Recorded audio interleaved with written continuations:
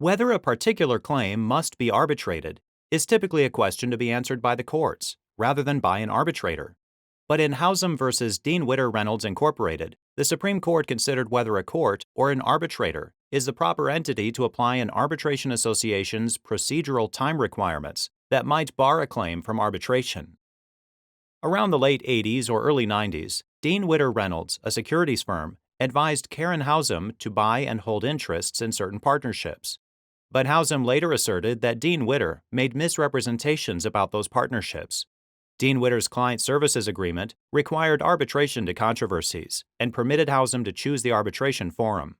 Howsam chose to arbitrate before the National Association of Securities Dealers, and Howsam signed the association's uniform submission agreement, which stated that Howsam was submitting the dispute to arbitration in accordance with the association's rules.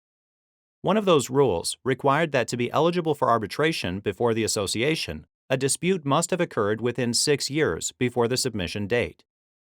Dean Witter sued Howsam in federal district court, seeking a declaration that the dispute was ineligible for arbitration before the association because it was more than 6 years old.